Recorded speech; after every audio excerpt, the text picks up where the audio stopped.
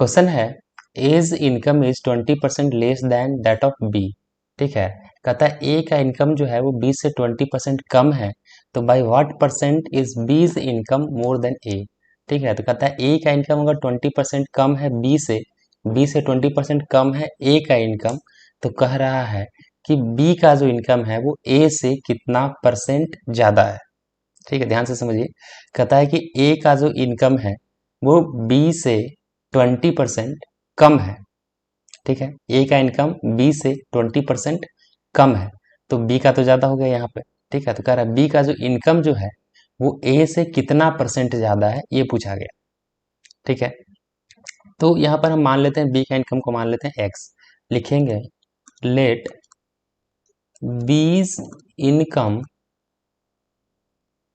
B rupees x. मान लिया कि बी का जो इनकम है वो कितना है, एक्स रुपीज है। ठीक है, तो ए का जो इनकम है वो कितना है, 20% कम है। A's income is 20% less than B.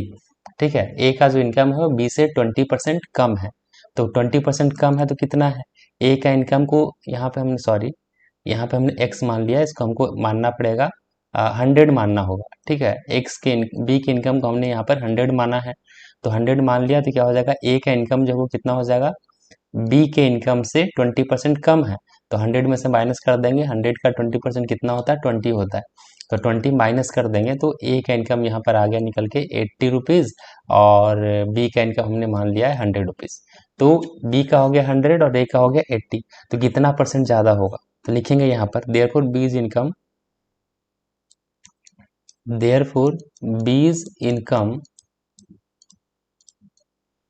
Is more then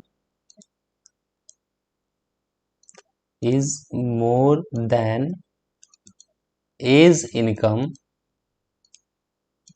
by कितना से ज्यादा इनकम हो गया इसका, तो 100 माइनस 80।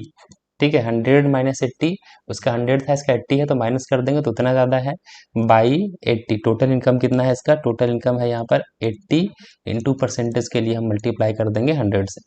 ठीक है, तो 80 100 माइनस 80 कितना हो जाएगा, 20 रुपीज उसका ज़्यादा है, इसका टोटल इनकम है 80 इंटू कर देंगे 100 से मल्टीप्लाई, जीरो से जीरो कैंसिल हो जाएगा।